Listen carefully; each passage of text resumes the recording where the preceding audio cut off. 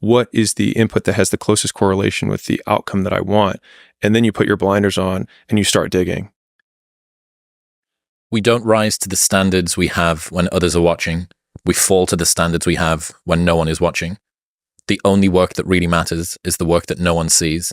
It shows you who you really are rather than who you say you are. There's this line that I heard David Goggins say on Rogan, and I can't remember who he was saying it to or what he said in response to, but he just said, "I'm David Goggins, bitch." And I remember him saying it, and I thought to myself, like, you want to be able to say that in the mirror to yourself and not laugh at yourself. Mm-hmm. And the only way that I can do that is know that when no one's watching, I work harder than when they're watching. And thinking about it like that has given me this persistent and ever-present scorecard or third party that's like, no one's watching, which means now you have to work because otherwise you're full of shit. Mm. And so it's this continuous reinforcing cycle of the me and other me holding the whip behind me to see how much I can take. But with each lash of the whip that I take, learning that I can take it and continue to trudge on. And so as long as you keep going, you bear witness to yourself of what you are capable of. And I find that incredibly satisfying in the trenches of misery when you have to go through it. It means that you're not full of shit. I'm still here. It means that you're not full of shit. What it comes down to is, I think I told you this story about when I was with Sam last year in LA. So Sam Ovens used to make content on the internet. Now he's very much an operator rather than a front-facing, which is funny to think about Sam the creator as opposed to Sam the operator. And I asked why he'd stopped making content. And he said, because I felt like I had to start living up to in private the things which I was saying in public. And he was beginning to feel discordance between the two. You know, he was making changes personally, but he created a brand publicly. But I think if you can get to the stage where the public version of you is the best version of you, and then private you has to live up to the best version of you, and then you get to do this sort of self-reinforcing cycle, that's kind of the virtuous version of that, which I guess is kind of similar to what you're talking about here. So I think what we're teasing at is authenticity. And so a lot of people feel like imposters because what they think, what they say, and what they do are completely different. But from an operational perspective, because that's how I like to define a lot of words, which is what do I have to do to be that, right? What do I have to do to be authentic? And you can describe someone as authentic by saying, how would you behave if there was no possibility of punishment? And so if you could not be punished at all, that behavior is who you are authentically. And so, in my opinion, our degrees of freedom are predicated on how much, to what extent we act as though we could not be punished. And so if what we want to do and what we do have no possibility of punishment, that is what we are when we are our true selves. Jimmy Carr talks about nobody throws a Coke can out of the window with kids in the back. Right. That means you're a fucking monster. Yeah. It's what you do when there's no one around. Your old one about authenticity. People are attracted to authenticity, but it's hard to define for me. Here's my best attempt. True alignment of what you think, what you say, and what you do. The hardest part is realizing that our thoughts are fucked and that we have to fix them instead of faking the next two. And it's exactly that. And I actually think ground zero of that is living out your fucked thoughts and then slowly trying, like, I think I think the hardest jump is actually doing and saying what you think. When someone's like, hey, what do you think about this? And you're like, I wasn't paying attention at all. It's like, oh, wow. Okay. And so then you basically become, because I think if personal truth of not lying to, if you start by not lying to yourself and then you start saying those things, then you start not lying to other people. And I think if you can decrease the friction between what you really think and what you say, it starts to create some virtuous cycle outside of you that starts to orient your behavior so that you actually start doing what you really think. And I have integrity, but in the truest sense is one of my personal kind of goals. But it's jarring to people when you're just honest and like really honest. Like, hey, do you want to go to this, to Sarah's birthday party? No. And they're like, what do you mean? You busy? They're like, no, I'm not busy, but I don't want to go. People have a hard time just saying no to things. And I would encourage you, if you're listening to this, like, try saying no to, try actually telling the truth when you don't want to do something. Because we have so many social niceties that we say, oh, I'm really busy, or it's a really bad time right now, or whatever. It's, I had somebody the other day, I was with a friend, and I didn't notice that I did this. So sometimes it's nice to have somebody from the outside. And so somebody came up to me, we were looking at a real estate property, and someone knew I was going to be there and said, that guy showed up unannounced or whatever. And he was like, hey man, can we do a podcast? And I was like, I'm just in town, going to hang out with Layla for the next few days. Like, not really trying to do that. And he asked again, and he was like, hey, maybe like 20 minutes. We can just rock one out. And I was like, well, let me show you my calendar. And I pulled up my calendar, and it was all empty. And I said, see, there's nothing on there. And I was like, and I just want to keep it that way. And I didn't think anything of it, but apparently he left, and then my friend just starts crying, laughing, just thinking how hilarious. He's like, I can't believe you said that. That was so boss, blah, blah. And I was like, what is he talking about? He's like, you just showed him your calendar that you had nothing, and you were still like, you're still not going to get any of my time. And I didn't perceive any of this extra narrative that he added to it. But I think just being able to say no to stuff when people ask you for it, because people ask you for stuff all the time. It's these little nibs, these little tiny things. Hey, can you do this? Or hey, can we show up to this thing? Or hey, you're supposed to. Or hey, your aunt did that one thing for you, so therefore you owe her. And saying like, I don't subject myself to those rules. And I had a New Year's resolution, which I do believe in making resolutions. Like, why not? If you stick with them. And so one of my more recent ones was, there are no such thing as social obligations, only consequences. So you have no social obligations, you have social consequences, but you don't have social obligations. And so you have to go. I don't have to go. If I don't go, what will happen as a result? It decreases the likelihood they will invite me again, which is great, because then I won't have to say no again. So this actually saves me time in the future. And so a lot of people don't play out the like, what happens if? It's like, oh, more of the thing that I would prefer, which is not getting invited to these stupid weddings, or not getting invited to these, Christs or whatever they're called, whatever the thing is. You probably know what the word I'm trying to say. I do what you're talking about. Yeah. Well, kids getting circumcised, or I think you go and watch it? It's like a viewing That's gallery? a common thing. Yeah. Is it? Yeah. American, circumcisions. I think it's a bris. Whatever. Doesn't matter. All right. Point being, if you say no and are honest about why you said no, people will be jarred, but then you get this muscle, when we're talking about that muscle of being authentic, which is just saying what you really think. And I think that when you do that, you unlock a certain level of confidence in yourself, where you're like, oh, I didn't die. Oh, actually what I would prefer to have happened as a result of that. Oh, you know what? It's Friday night, and I am going to get a good night's sleep because I do have a clear day tomorrow, and I'm going to work my face off, and I didn't have to go to Sarah's thing. And to me, that's like, over time, I think I just do more and more and more of that, and it feels better and better and better. It's funny that your friend saw that as a flex, that it was, and I can see why. And I think I would too. Oh my God, dude, like you totally owned him with that thing. Like you showed off the fact that you've got nothing. But really, if we're all being honest, if we didn't want to do it, that is the truth. Right. The only reason that it feels like a flex is that it's such a left turn from the social mores that people typically go through. I said this to you yesterday. Yeah. Dan Bilzerian's superpower is his frictionlessness from what he wants to his mouth.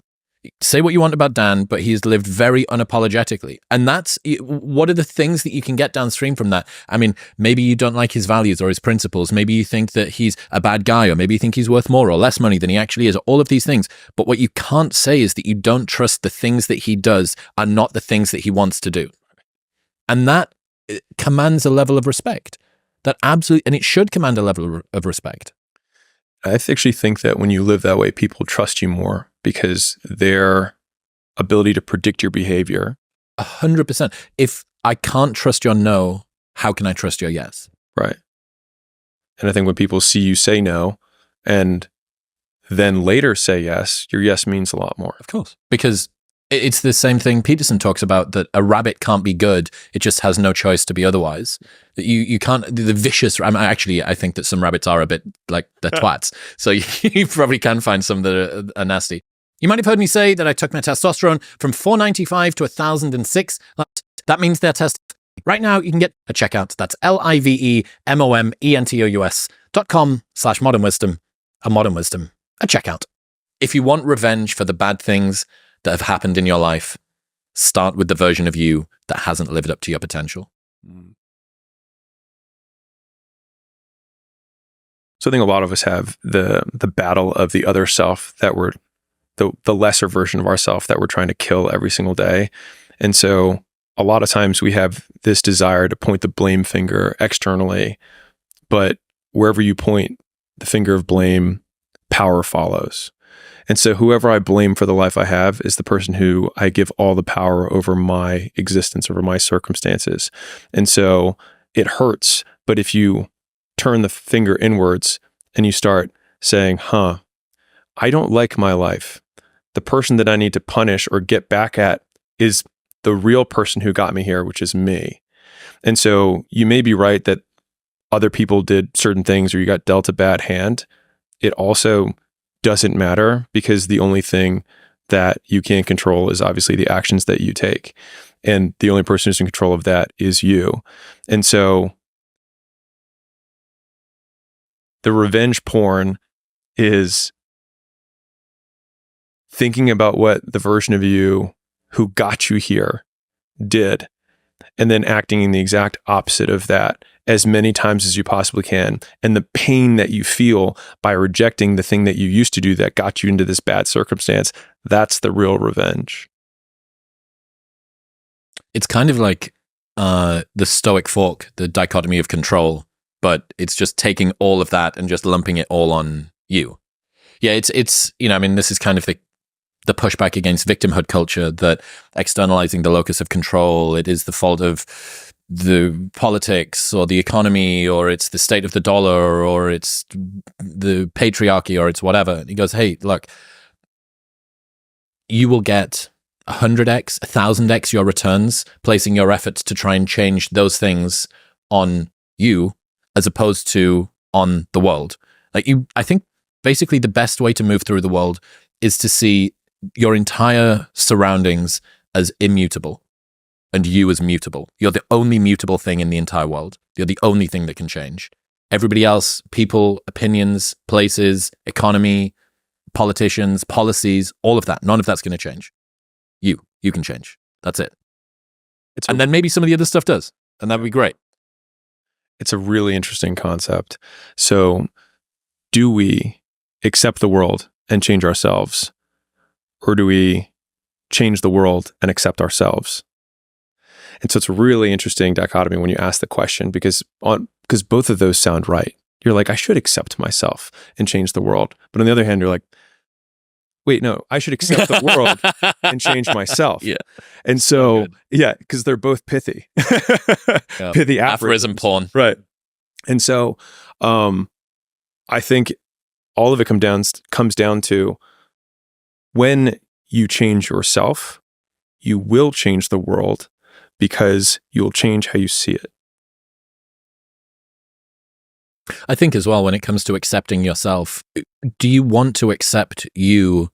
Do you want to accept a version of you that you shouldn't accept? One that you're not proud of, one that doesn't live up to their word, one whose thoughts, actions, and intentions aren't aligned fully. You go, well, I mean, I can, but I don't particularly feel good about that. That feels like the higher version of me, the potential version of me that I want to live up to is, I'm sort of derogating them, that this isn't really the tribute to them that it should be.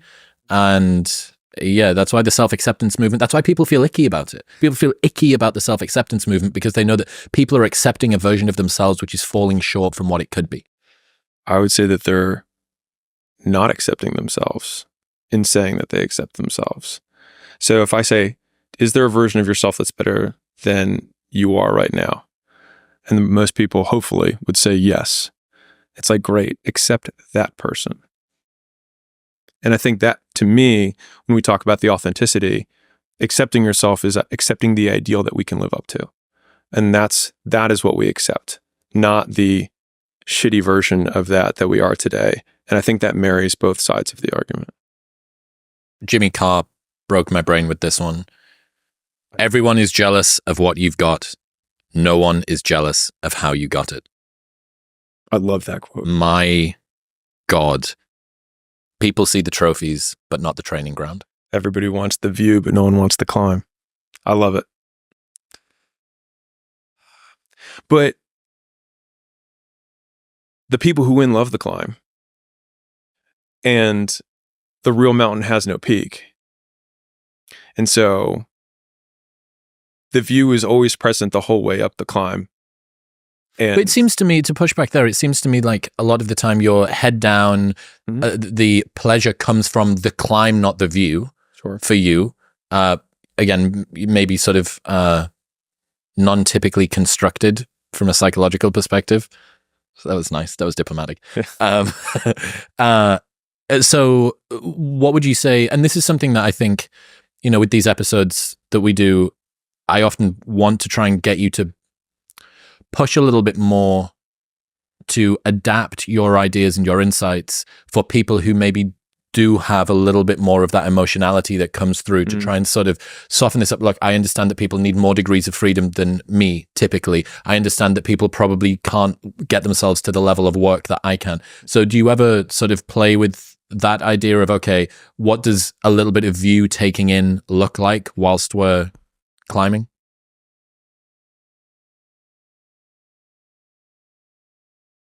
I think a lot of the discontent comes from the judgment people have about what they should or should not do along the way. And so they take my description as prescription for what they should do. So I describe my life and then people think I'm prescribing what they should do. And it couldn't be further from the truth. If you want to take a break at every 2 steps and take in the view, do it. I mean, in 4 generations, no one will remember your name. And so enjoy the view if you feel like it. I just happen to enjoy how much I can see that I can do. That's what I enjoy. And I feel like I am most present when I work. And so I'm not going to go into work-life balance, whatever, because we already know where that conversation goes. But people have a harder time accepting that someone can just work all the time and truly love it. And I define that by there's nothing else I would rather do at any time. And so for me, I feel like I exercise absolute freedom in my life. And freedom is reinforcing for all species, dogs, cows, fish, humans. Freedom is one of the most positively reinforcing thing that people have, that everyone wants freedom. Everybody wants to be able to say, fuck you. Right. But once you say fuck you, you have to do something, because you can't just stand there and saying fuck you over and over again for hours for the rest of your life. You start to do something, and that thing that you choose to do after you say fuck you is what you want to do. That's an interesting point. So there are certain things that you have to do to get to the point where you don't have to do things you don't want to do. And then when you're liberated, there is a whole new challenge now, because it's a completely blank map where you have to actually define that. That's one of the things, about working for yourself. There's a lot of derogation about 9-to-5s and university education and kind of the typical track and stuff. Like, bro, you should be very cautious about criticizing people that have more normal salaried 9-to-5 jobs, because I look at most of my friends and they can't not take their work home with them. So for certain psychological makeups, who's more free? The person that actually gets to shut their work laptop at 5 p.m. In France, they've got this new policy now where you can't email staff after, I think it's maybe 5 p.m. or 6 p.m. at night in certain businesses, to try and sort of enforce this work-life balance and stuff like that. So for certain people, you're shaking your head. What's your problem? I mean, my first thought was, well, France just took its irrelevant economy and just made it less relevant. And secondarily, the person who made that rule is someone who fundamentally doesn't understand human behavior. So if they were to pass that rule for me, then what they did is they actually made my life worse. This was the thing when Elon took over Twitter. So it's one of my favorite stories over the last couple of years. Elon buys Twitter. Elon finds out that 80% of the staff base just drink smoothies and go on hot girl walks all day. And he fires them. Yeah. and says, this team, it was him and a bunch of Asian dudes, selfie. And he says, this is the team that's going to run Twitter now. And he puts, I think, a job posting out, maybe on Twitter. And he says, I want people who want to work harder than they ever have on the most difficult problems in the world and blah, blah, blah, blah, blah. And he got tons of shit for it. And they said, this is a regressive policy for industry. This is taking people back to sending kids up the chimneys and so on and so forth. And it's just a complete failure of theory of mind that there are people out there for whom that is the job advert.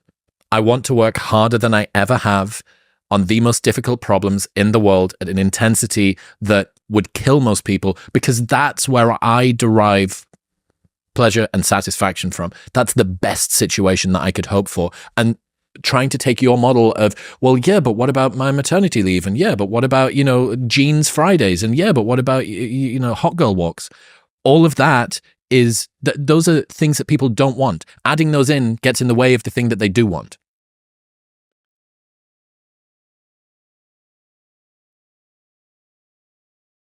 I think a lot of the confusion around the people who are wanting to work harder than they are, or don't like that I work hard or that you work hard, think that they take this statement as a judgment or a criticism on how they live their life. And it's because on the other side of that free line, you're like, okay, I'm now free. I have a blank slate.